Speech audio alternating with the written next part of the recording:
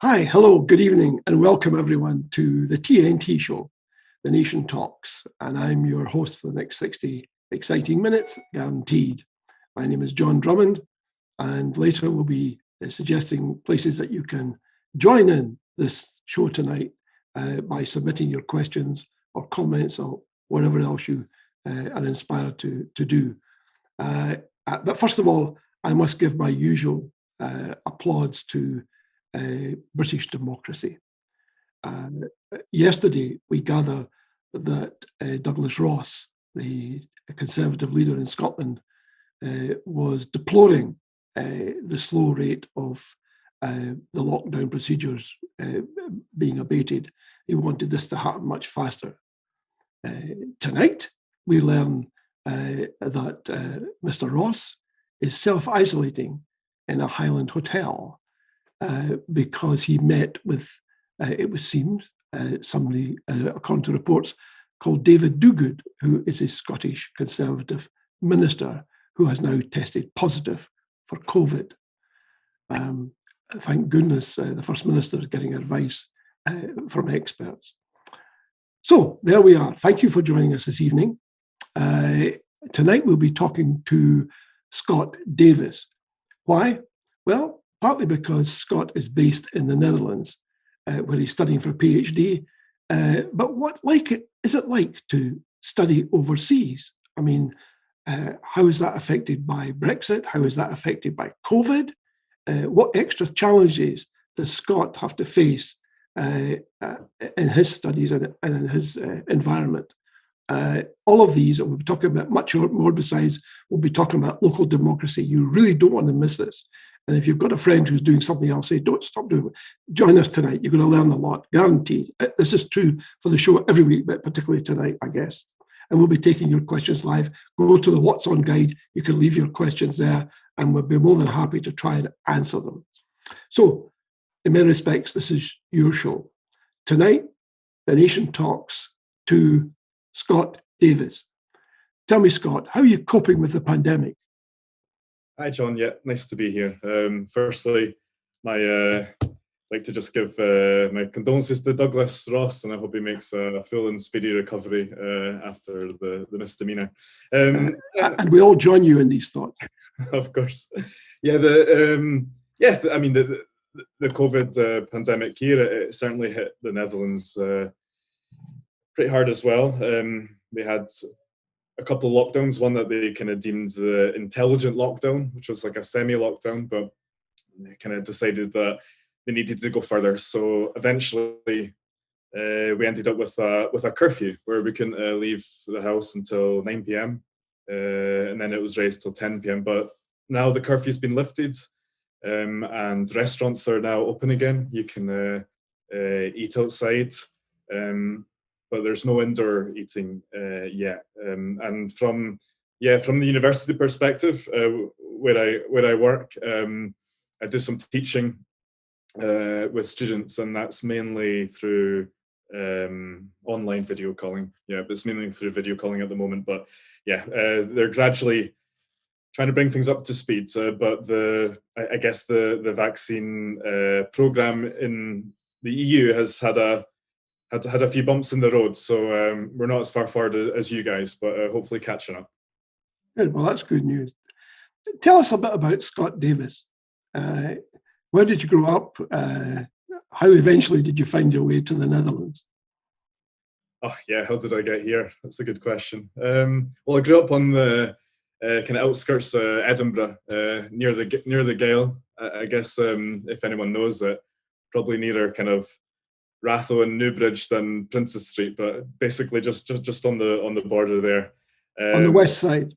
The west, yeah, very west side, yeah, exactly, the west side. And schooling, yeah, I went to Craigmont High School, just at the local state school, and Kirstharfen Primary School I also went to. So they had a big impact on me growing up. I think famous alumni from Craigmont High School is probably Mikey Stewart, the pundit, the football pundit, and I think we had extra from Take the High Road back in like the 80s or something. Oh my! Yeah, so these are big alumni here.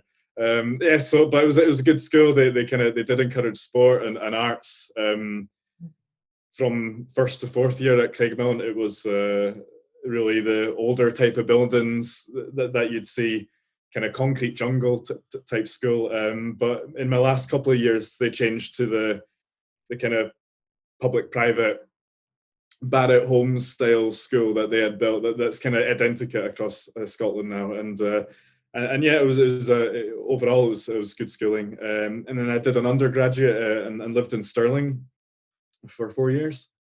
And then I went in the workplace for a little bit, and I returned to do a master's at Glasgow Cali, known as like the University of the Common Good, which was quite inspiring. Met some good people at Glasgow Cali.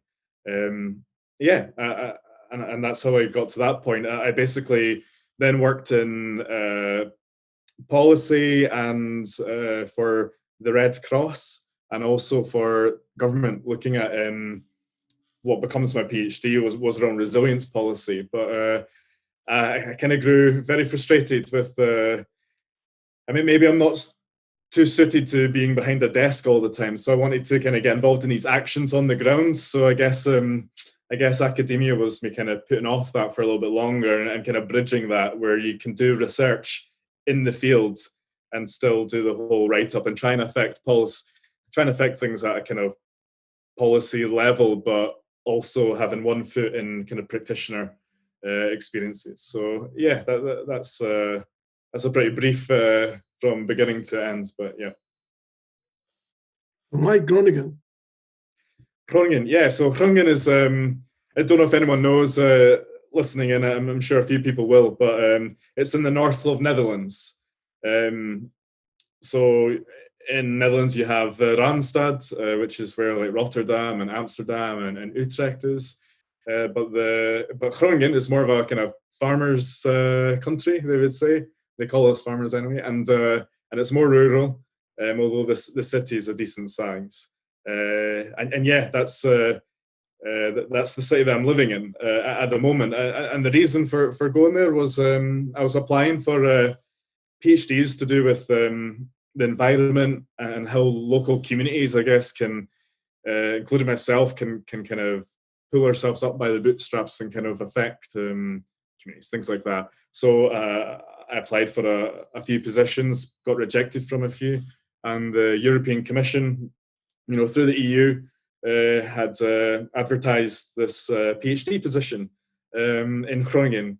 And I applied for it, and I was lucky enough to get it. So then, yeah, I packed my bags from Edinburgh, which is where I was back living at that moment, just off Telford Road.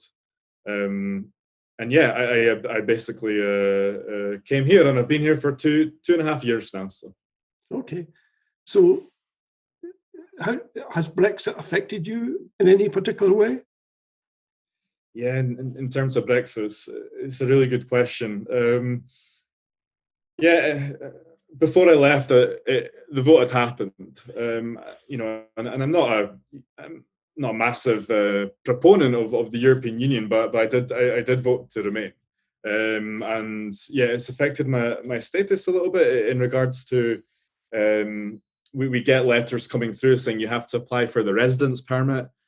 So you have to fill an application to make sure that you meet the criteria, and you have to get your employer to do that. Luckily, I was already here, so the university could confirm that.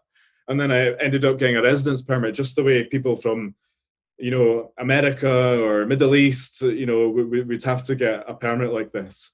And now, for example, if I was to go back to Scotland and live there for a few months and pick up employment, that residence permit would be cancelled, and then I'd have to go through the process from scratch, and there would be no guarantee that I could come back, because you have to provide kind of value to it's a difference. There isn't freedom of movement anymore. So yeah, it's a big change for that. And just last month, I don't drive here. I just bicycle.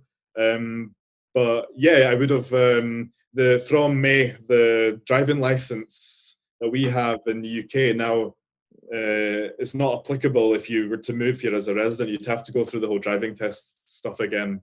You can rent a car if you were to to visit, but to live here, you would now need to go through the Dutch driving test. So there's 100 little mini changes, but luckily I've not been kicked out or anything. So I'm still Okay, here. well that's good news. Well, I've got a couple of questions coming in. And one from Stephen Kelly is how you would gauge the interest in Scottish independence in your experience in the Netherlands. Yeah, it's a really good question. I think at the beginning, when I moved, which would have been 2018, they were still asking a little bit about the previous referendum. And there was a kind of mixture of curiosity and maybe bewilderment a little bit in regards to why would a small country want to break from, a larger country essentially. And often I can counter that with, describing all the successful small countries that exist, and the fact that we, as a people, are about 5 million people. So we just need to do enough that can take care of these 5 million people, in the same way that Ireland does. But the question is, how big is the interest? Yeah, it's definitely growing in interest, and people are less bewildered. And certainly as Brexit became a hard Brexit and became a no deal Brexit, then the people that maybe were not so much on board are kind of supporting you now and kind of pushing you forward. And I would say I do work in an international environment a little bit. So, I had one colleague from Mexico, kind of Central America, and she actually saw what happened in Glasgow, Kenmore Street, and saw that as a really very heartening thing for her, as someone with the Mexico's relationship to the United States, perhaps, and maybe some of the prejudice she might have felt moving to Europe. She saw that in Glasgow as a very kind of a heartening, emotional thing. So yeah, the little bits of what's going on in Scotland gets out in Europe, and for good and for worse. And yeah, there's been a couple of questions about the recent election as well, but obviously it's quite hard to understand another country's kind of politics without being able to spend time explaining it. So yeah. When you a lot of your work, I guess, is in local democracies and how these work to make the local communities resilient. What's your experience of how that works in Scotland? In Scotland, in Scotland, I'd say basically the PhD comes from a motivation from myself that I was working with community resilience policy, and a lot of the rhetoric was about devolving responsibility to communities. This is how we're going to tackle the climate emergency. We're going to empower communities. Empowerment's a big word, but you'll notice in the word empowerment is the word power. And I think this is the big issue in Scotland, is perhaps the democratic deficit in regards to, you can't just devolve responsibility over your local environments. You also have to devolve the power to kind of take control of these local environments. And what you see in Scotland, in a rural sense, there's a vastly skewed land ownership model, and in an urban sense, there's this kind of what does that mean? Rural is in a skewed land ownership. Right. I guess land ownership model. It's just in relation to, this is putting it very starkly, I guess, is that there's a lot of large landowners that have had their land kind of designated to them through generations, and they own the vast quantities of land, and that has an impact on how those land can be used, how that land can be used to for energy transition and to tackle the climate emergency. So if we're going to empower people, Scottish people, to do new things with our land, with our water, with our energy, then it needs to kind of go into community control. We need to kind of community wealth build, I think, is the kind of newest phrase coming out. And just briefly on the urban sense, certainly in Edinburgh anyway, there is this kind of manic behavior with developers to create student housing, to use any piece of land to build on for developers, and to cater for tourists a little bit as well, I suppose. These type of accommodations, when actually we could be a lot more imaginative with how we use land in urban areas and cities as well as in the countryside. Well, would you like to give us an example? Yeah, I mean, I think in Dumfries, for example, an urban example, the high street is being transformed a little bit because into something that reflects the community more, because we know that more people are shopping online, and so there's these kind of buildings that are becoming available or empty. So it's actually having the wherewithal to do that rather than just, I don't know, knocking them down. But of course, social housing is something that we need to tackle as well in an urban area. So housing is important. It's very important to Scotland. It's just what type of housing, and of course, social housing or affordable housing, I should say, in rural areas is a huge thing as well, because people have been leaving small towns, areas in the countryside, but the investment coming in is probably post-COVID. It's probably from wealthy people that want a home to reside in when the next pandemic comes, or the fact that they can now work from home, they can now go and live their idyllic life in the Highlands or whatever, and that sometimes conflicts with the needs of local people on the ground. So yeah, these are all issues that come up again and again and again if you follow the independence movement in Scotland, the Yes Scotland movement, and the SNP's attempts to kind of tackle these complicated issues, where they're very, I mean, they speak about devolving power, especially from Westminster to Holyrood, but they can sometimes be quite a kind of centralized attitude to how decisions in Scotland are made. And I think we just need to hurry that along. And people like the Commonweal Group and a lot of different wings of the Yes movement are kind of looking to open the eyes a little bit. And briefly, I won't go into it too much, but there's the Preston model that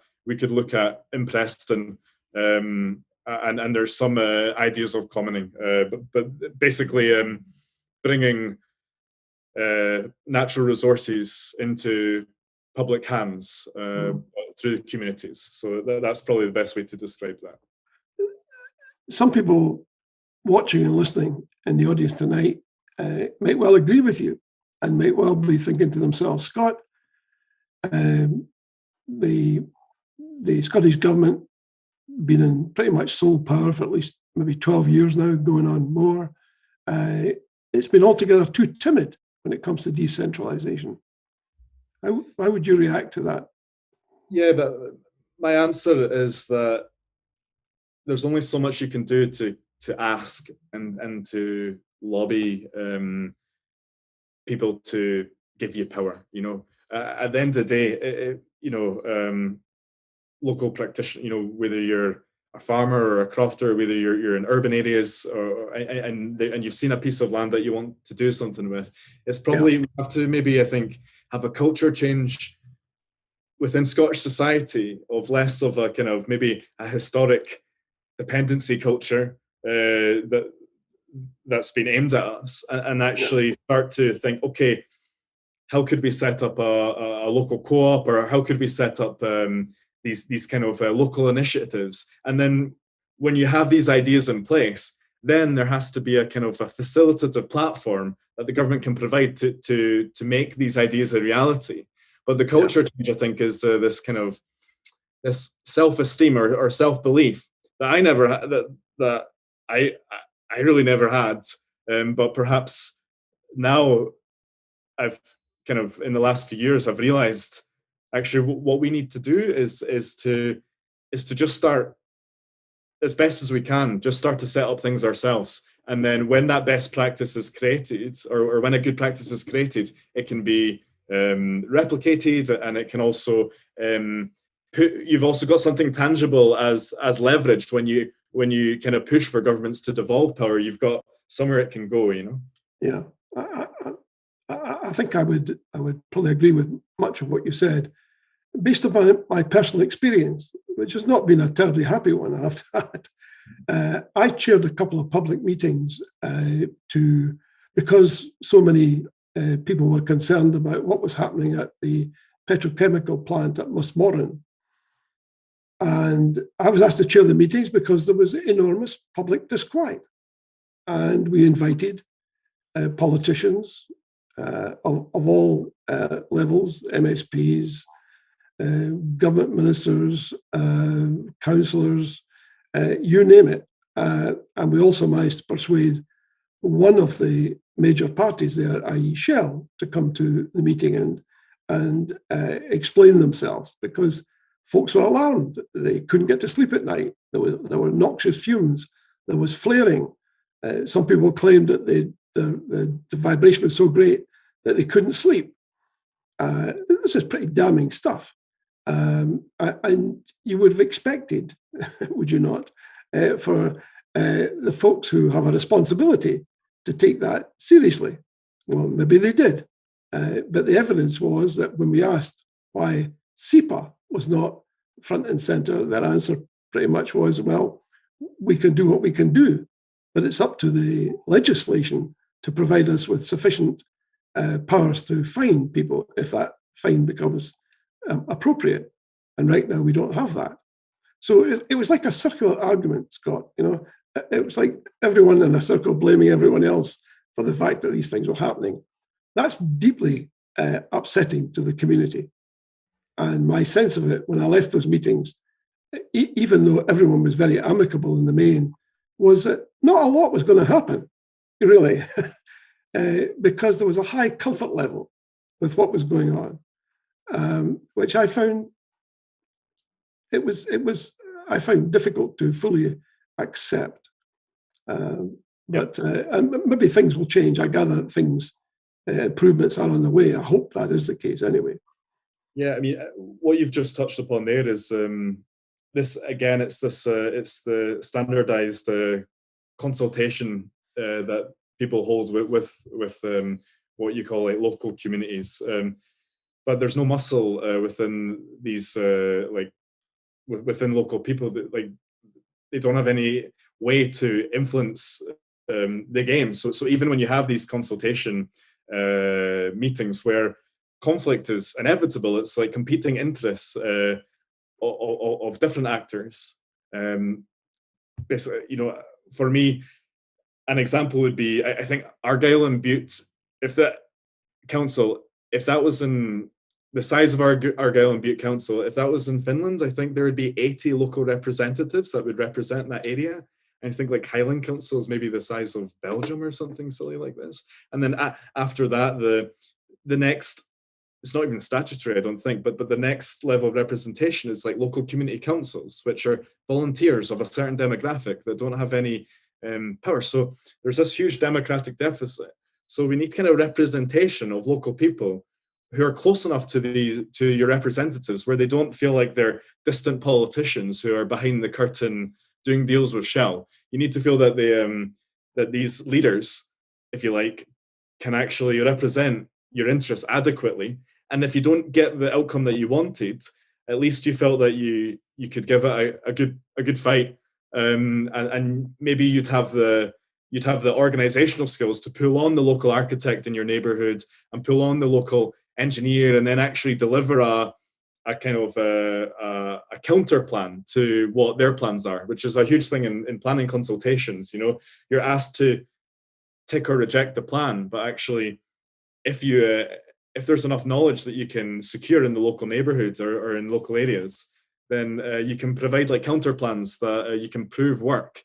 And that all just comes down to resource and probably how willing national and regional governments are to support this. But maybe my thinking is maybe they're happy with the rhetoric. Maybe they really don't want to give local areas too much muscle because their interests may not align with economic development. It might push nearer sustainability. So, well, we've had a question that bears upon that, and the question is, how can we guarantee a fair and equitable funding system if we devolve matters to local communities? oh yeah, well, just a point that speaks to that a little bit is the interesting model that's happening in Preston. Where they've basically reformed their procurement. It's a bit boring, this, but they've reformed how they procure services for local government. So the structure and money's a little bit the same, but actually they're creating more of a circular kind of local economy where you still have to compete and win those procurement contracts from different kind of public sectors, if you like, and private to a certain extent.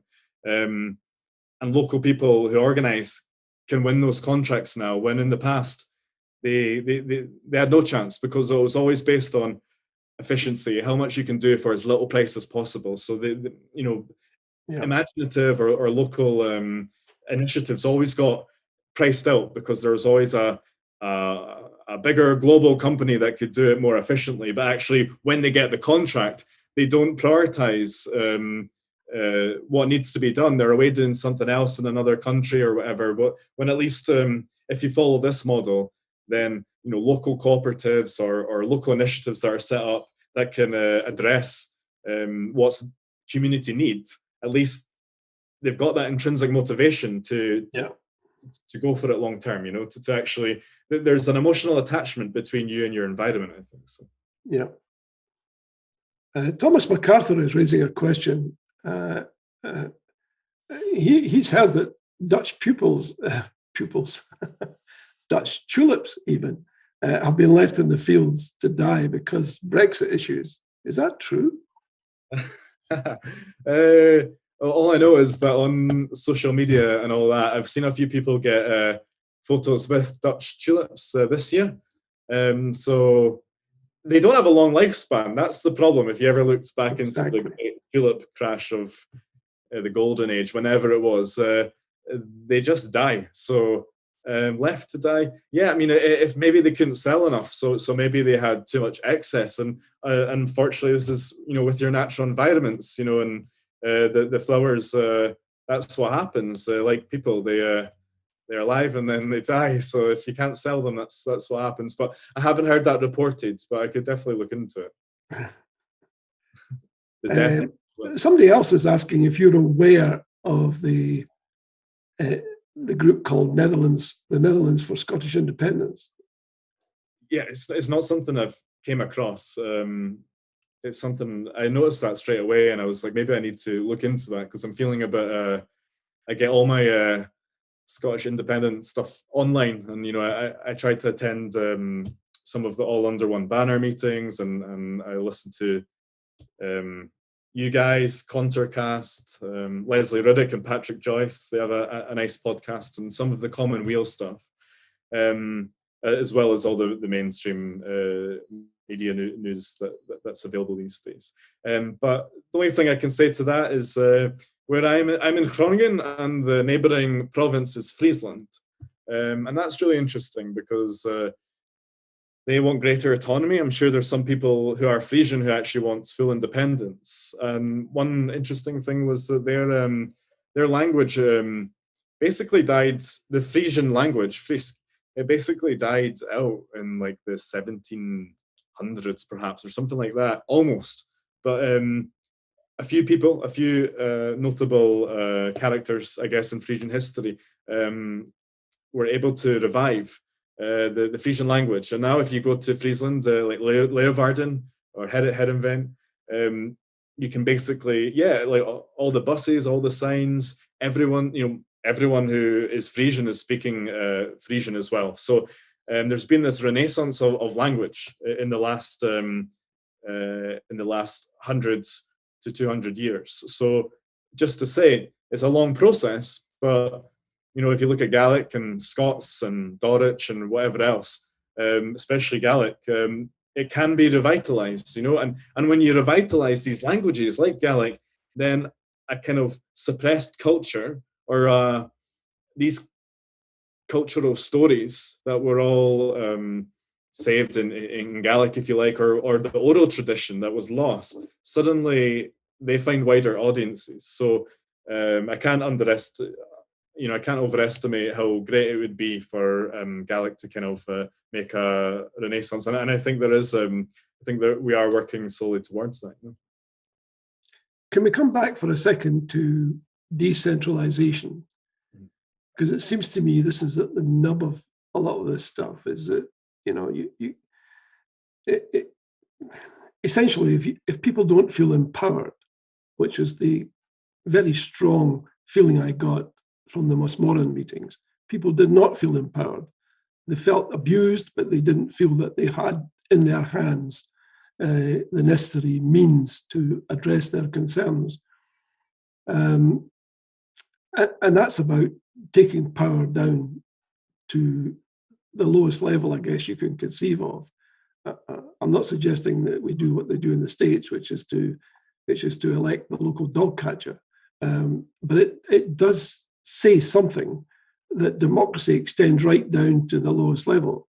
I'm not suggesting, for example, that we have to vote for the guy who empties our bins, but maybe somewhere between what we have at present, which seems to be, in my humble experience, very centralized, and that there might be some sort of, I hate to use the word happy medium because they don't necessarily go together, but somewhere between those two extremes, where we are just now, with 31 councils or so, some of which are seen to be quite remote from voters and the so-called consumers of their services, and where no one quite knows who the local councillor is, and something different, where folks know who the local person is, they know where to go for advice and support.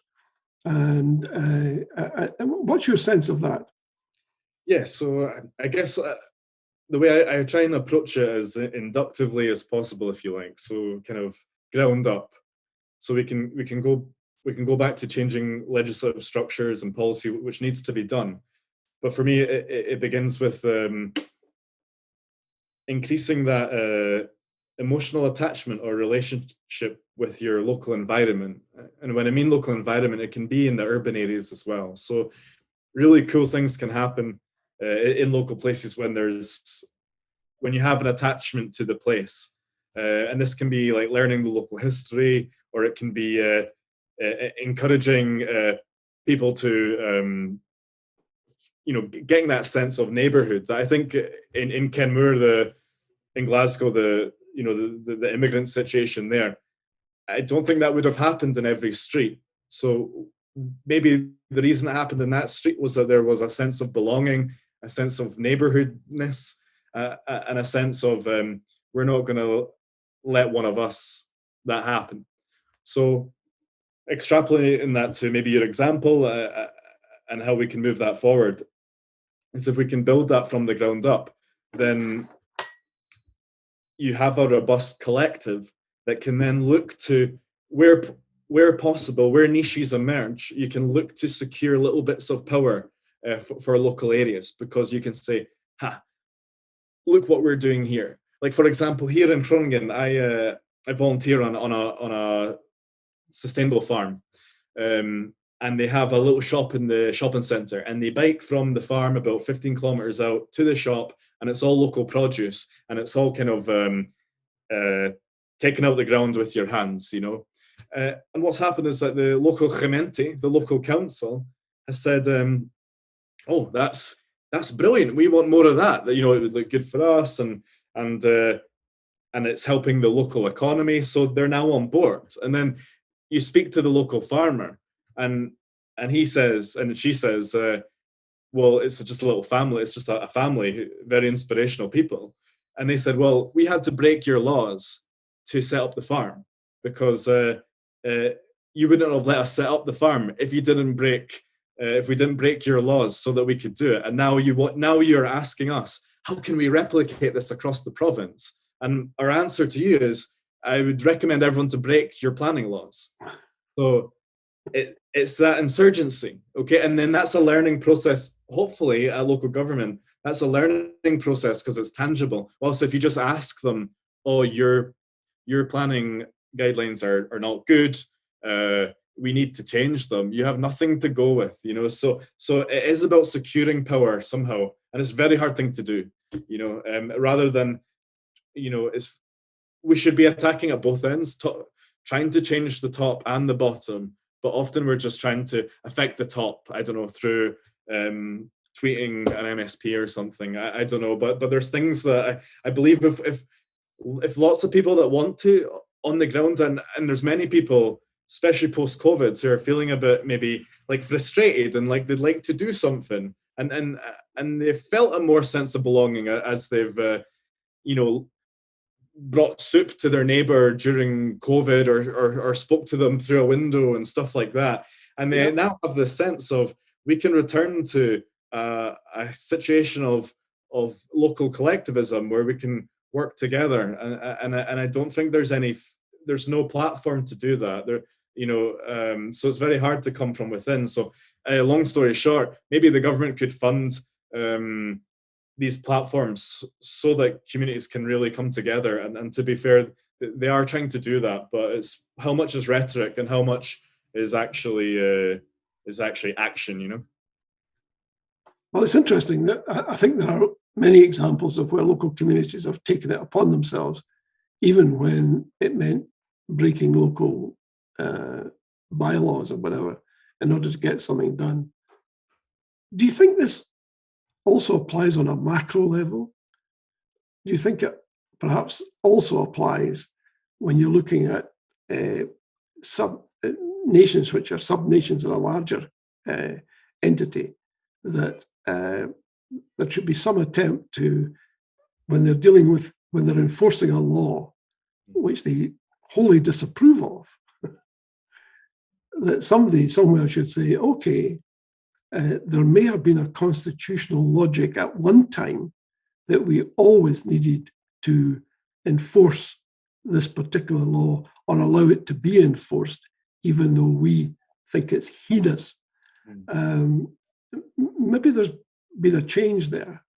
And maybe that's what we should also be looking at, is to say there are some things that are not appropriate and they need to change, and we need to be the change that brings that about. So I'm suggesting not just at community level, but maybe at the Scottish Parliament level too. People need to be thinking about these approaches and being a bit more imaginative about how they wish to be treated in the future. Yeah, I mean, I really think the Scottish government could be more radical when it comes to changing its economic policy. Here in the Netherlands, Amsterdam, I can't say and investigate it too much, but they're looking at what they call donut economics, which was actually produced, I think, in Oxford, perhaps, by a woman. I wish I knew her name. I think it may be Kate. But yeah, this donut economics model, and it's basically in response to things like the capture of Airbnb and a capture of all these gig economies and the rising house prices. And basically, I need to look into more, but they've proposed this alternative model where the needs of the place is higher on the agenda than that constant kind of globalized neoliberal look of how can we pay for this how can we pay for this commodity as cheap as possible, and how can we extract as much as possible and then throw it to the wayside. This is much more circular, and there's a whole discourse on post-growth, where economic growth is not the driver of human existence. It almost seems obvious, but it is, and it has been for a long time. So yeah, that's for us to kind of vote in different. We've got a proportional representation system in Scotland. We can vote in more radical different parties, but of course, as was demonstrated at the last election, people come together as a bloc to make that first structural step, which is independence for Scotland. So there's not really any vehicle for Scottish people to express different political points of view beyond coming together as a bloc to secure SNP majorities for Scottish independence. You know, I do think that that last election is the last time that will be allowed to happen. I think we'll be very much more unforgiving if there isn't a referendum between now and the next election. But certainly for this election, yeah, there was no way for people to express their political views beyond independence. Yeah. Were you surprised at the outcome of the last Scottish elections? You always have to be a little surprised by a party securing almost a majority, a comfortable majority. If we take the idea that a lot of SNP supporters also voted Green, as their second. I think the country is fairly split, and I think that showed in the election. It was about 50-50 in regards to pro-independence and tactical voting of unionists as well. So yeah, so I wasn't too surprised overall, but I think that'll be the last time. I think we saw the beginnings of splintering when there was new independence parties created. Most of them stood down to give Alba a free run, but of course many people found that party problematic. So the SNP kind of got away with one there, and they can now progress as their mandate is based on their manifestos to secure a independence referendum as soon as possible. So. That would be consistent with the pandemic being under some sort of control. Yep, of course, yeah. I think there's a balance there. A radical post-COVID recovery can be achieved with an independent Scotland. I don't believe it can be achieved in the interests of Scottish people under unionist governance. Obviously, we have to get within the emergency response cycle. We have to get out of the response phase and get back into the kind of rebuilding phase. So as soon as the rebuilding phase begins, then it's imperative that we are able to radically change the relationship that we have with our natural resources, with our European partners, with the rest of the world. So, yeah. So in listening to you, I get the impression that you're pretty green in political terms, but you talk about supporting the SNP. Yeah, I mean, I voted for them in the past. I just say I'm an independent supporter. I'm a yes, okay.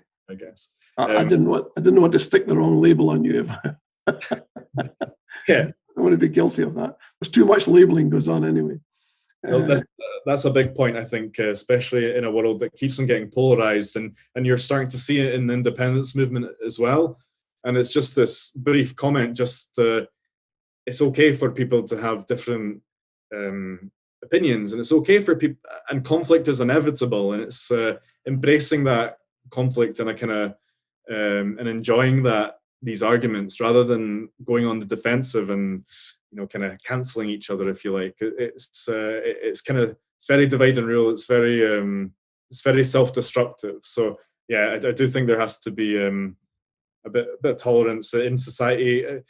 The big thing I'd say is ask why people think that, and really show empathy as to why people would think that. And even if you totally disagree with what they have to say, maybe their experiences growing up, or maybe their experiences they've had has led them to that view. So to just destroy someone for their view on one subject or another subject is it'd be nice. And this is linked into community building as well. It'd be nice if we were able to kind of conflict with each other and exchange different points of view, and in our local settings, and actually understand that people come from different experiences, and you're not going to agree on everything. I mean, I have to say, I mean, first of all, let me say I agree with what you just said. But let me also say that one of the features of Scottish political life that I have never understood is the almost complete absence of exit polls. And the reason why that's important is it helps to answer some of the questions you've just raised. If you ask people who've just done the deed, as it were, i.e., they've just voted, the strong likelihood is that they will tell you the truth. And they'll be happy, in many cases, to spend some time telling you why they voted the way they voted. To me, this is invaluable advice if you believe in democracy, because you're actually asking the people what motivated them. That is crucial information, because if you don't have it, you're left with a vacuum. And that vacuum allows every Tom, Dick, and Harry of a commentator to appear on the public airways, telling you, trotting out their prejudices and claiming that these are some form of holy writ that they have divined from the results. Most of it is tosh, and they know it's tosh. But it's a great pity that we don't have official exit polls that would actually help us to understand the motivation of our fellow citizens. I don't think that's a terribly big ask, frankly. And the fact that no one does it, at least no one does it overtly. They may well, if they've got any sense, be doing it discreetly. But even then, it seems to me an omission of valuable information that could be used. Yeah, it's funny you mentioned that. I have a nice story. I was watching a news report once, and it was actually pre-election, and it was the American election. So the Democrats, I think, had tested this new idea to change people's views or whatever, to get them to vote Democrat. So they did the thing where you go down people's doors and you canvass, but they actually spent I don't know, maybe like an hour with one of the households. They were invited into the house, sat at a dinner table. Yeah, I'm voting Trump. I'm voting, Trump. And then they actually spent time, built a bit of rapport with each other, and asked, why? Why are you voting? What came out was a lot of socialist issues. They want to secure education for their kids. They want job security. There's been post-industrialized, they've been left by the way. Some of them have been left by the wayside. They felt their wallets getting tighter over time. They have fears and threats about maybe immigrants, things like that, and they're actually allowed to express these fears and actually come to terms with them. And then by the end of the process, they had softened their views, and just being able to have that conversation meant that they were less fearful of people taking their job or whatever, or something like that. And this so it's good information gathering, but also the process itself, actually, when people feel heard and that can actually process it with another person who's even on the opposite side of the spectrum, they are able to start to see the other side a little bit more, and they stop viewing it as a dichotomy. They start to view it as a spectrum, and they can feel themselves maybe moving a little bit less far right or whatever the hell they were, So I think I think you bring up a great point in regards to why, I just feel it's important, A, to do it, and B, to publicize it so that we all know what we're dealing with. Because to me, it's hugely important. The other worry I have is that if this is being done discreetly and covertly, it's being done by people who have an agenda, i.e., it's being done by people who are looking to the next election and saying to themselves, did our Facebook ads, did our Twitter material work? And what do we need to do to change it if it wasn't working? But that's not about democracy.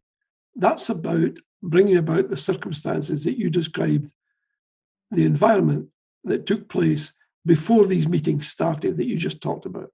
Yeah. In other words, it's about delivering polarization, not a spectrum. Totally. And that worries the heck out of me, because it suggests to me that our democratic processes, A, are in danger, and B, the folks who could and perhaps ought to be doing something to protect them are not doing what they need to be doing. We need to get much more out in the open and less in secret so that we are, dare I say it, empowered in the ways that you've just suggested. Yeah, and speaking to people face to face, hopefully that comes back a little bit more, and the empowerment's genuine because you just feel a sense of confidence or a sense of belief that you can do something locally that can make a difference, rather than this idea of you're an empty vessel and the government is going to fill you up with like empowerment juice, which is often how it's viewed, like on a top-down perspective. We need to empower this. We've done our evaluation and we think this community is -5 empowered and we need to bring them up to a 5. Like this is it's not really it just needs to be more abstract. It needs to be longer term. So I'm happy to take some of the questions perhaps as well, because I can see some of the guys. Well, people are asking, for example, are there a growing number of people moving to Scotland from Europe, or are they waiting until there's some constitutional change? Do you know of people planning to move to Scotland? People moving to Scotland. We're getting a lot of good press. You see you'll see the good stuff that Scotland are doing in comparison to some of the decisions in Westminster, and that's always the bar. So we always kind of, right now we're coming out looking kind of okay, kind of good. But where do we want to set our bar? Like how high do we want it? Is it good enough just to be 1% better than what's going on in Westminster? So yeah, I'd say that the attitude towards Scotland is positive. We're still part of the United Kingdom, so for EU citizens to move to Scotland at the moment, maybe post-independence, it would be attractive for some people. Certainly, because of what happened in Glasgow, I have a couple of colleagues from the Middle East, and they were kind of very interested to see this part of Brexit Britain kind of protecting an immigrant. It was not what they often see on the TV at the moment. So yeah, it's we're doing well in regards to our branding at the moment, I think. Well, that was a question from Stephen Kelly. Now we've got one from Thomas MacArthur. He's asking, is the Dutch government pushing the vaccine passport to travel to Scotland? Yeah, I think it's one of these things where when it comes to passport type stuff, that these decisions will come from the European Commission, European Union. Obviously, the national legislator will have some say on whether or not that should happen. But as far as I'm aware, the short answer is I think the EU are in support of it. So, and if you're planning to come to Scotland next year, is that right? Well, maybe I'll move back next year. It's not decided, but there is a chance in 2022 I'll move back. What I am doing is in 2 days' time, I'm flying back to Scotland to see my family for the first time in 18, maybe 20 months. So over a year and a half. And I've done my COVID test. I've booked my COVID tests for arriving. I'll be quarantining at my parents' the whole time. And I get to watch the Scotland game with my family. So that's maybe that was part of it, We're running out of time. These interviews tend to go fairly quickly. Is there any messages you like to give to the people watching and listening tonight that you feel really need to be taken on board? Yeah, it's hard for me to say. For me, a transformation for myself, I guess, was seeing how things are done in different places, in different countries, and so the potential I see for Scotland now is like so huge, and I don't think we see our own potential on the ground that we're walking on, and on what's within our immediate environments, and how if we could just harness a little percentage of that, if we could all do that, then that would really force the hand of people in power to actually devolve power to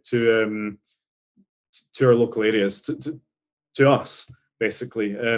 So my first step, I'd like to encourage that kind of cultural change. I think we're in the process of Scotland. When I grew up in the early 90s, even late 80s, but early 90s, Scotland was probably not as confident a place as it is in 2021, and I think it will continue to grow. And it's just now that potential is being limited by structures, because it's there, it's ready to burst, and it's just about actually doing something on the ground, just getting the fire started. I'm not saying you should set up a huge energy efficient neighborhood or whatever, but if we can all do a couple of things just to get the ball rolling, then it gets the attention of local authorities, it gets the attention of regional government actors, and then you actually have a bit of leverage to actually have a say in your own lives again. And that's a big thing across politics globally, I guess, or across the world globally, is maybe people voted for difficult parties and right-wing parties because they felt a loss of control over themselves, over their environments. And maybe there's a way we can gain that ourselves, because I don't think anyone's going to do it for us, So your message, in short, is that Scots ought to be more assertive. Yeah, just that belief that we've harnessed, we'll just keep pushing it forward. And obviously, I feel like that will come naturally when there's independence, if we were to secure independence, but we don't have to wait for that. It can happen today. So. This is an unfair question, so I apologize in advance.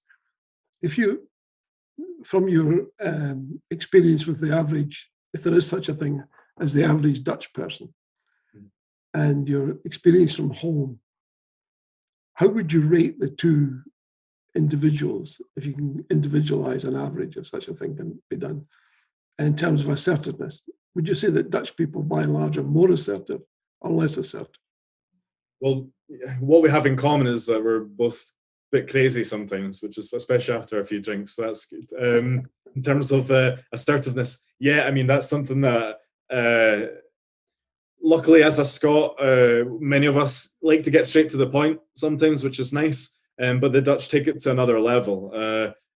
And it's pretty impressive at times. There have been times when I've walked into a meeting and I've been told, God, did you not sleep well last night? You look terrible.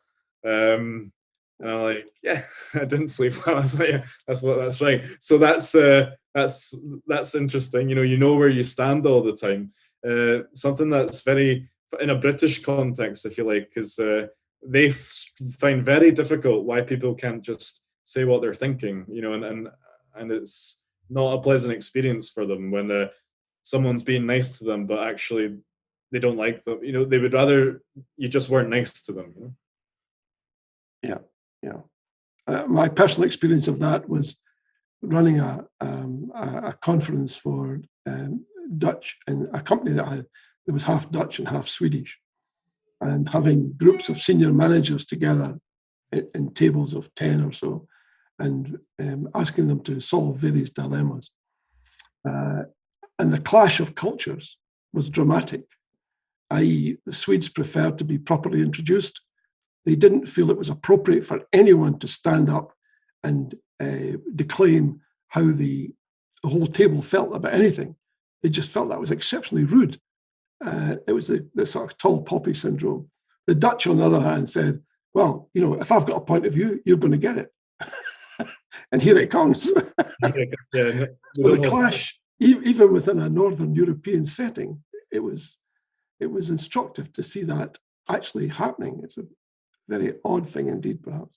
Well, the good thing about the Dutch, generally, not to prejudice, but they also get to the point, so it's not a case of like an empty vessel makes the most noise. Like, they're not droning on. You probably noticed in that meeting, they just done a few words, told the Swedish person exactly what they thought of their idea, and sat down again. So it's short. It's like a plaster. It's a lot less painless when it's just whipped off like that. So. Yeah, you're absolutely right. Well, we've almost come to the end, Scott. A big thank you to you for giving up your time tonight. It's been interesting. It's been, dare I say, educational. And you've managed to steer away from all the academic, the heavy stuff like that, and give us straightforward advice that's been accessible. And not everyone has that gift, I have to say. So well done to you. We've tried to take as many questions as we can in the time available. And I'd like to thank everyone for submitting questions and watching and listening to the show tonight. Next week, we have a special guest, and I think you're going to find this very interesting too. We're going to be talking about witchcraft in Scotland in medieval times. How so many poor, unfortunate men, mainly women, of course, but men and women who were actually put to death because somebody somewhere thought that they were witches. And sometimes the evidence to say it was spurious would be, frankly, to overstate the case, frankly, or understate it rather. So join us next week if you're interested in the way Scotland in the Middle Ages treated witches and what happened to these poor unfortunates when they were found guilty. You'll learn a lot next week. Special guest. On a reminder, please, do look out for Dr. Elliot Bulmer's Constitution column in the Sunday National this weekend. Knowing Elliot, it's bound to be on the button. It's going to be right there. If you're interested in constitutions and you want to know what effect perhaps the lack of a written constitution in the UK is having on the way we are, you don't really want to miss that. Go to the 7-day supplement, and if you like what Elliot's been writing, you might want to drop a note to the editor and say, I really like what Elliot's been saying. And very importantly, please, the crowdfunder for Indie Live is reaching a conclusion that's been very successful, but it can be completely successful if you're able to help out tonight. Send a donation if you can afford it and help out Indie Live. It helps to support shows like this and others. And I'd be terribly grateful to you. And remember, it's always something never to forget. This has been a great day for British democracy and Douglas Ross in particular. Take care, everyone. Good night. A big thank you to Scott. Good night, all.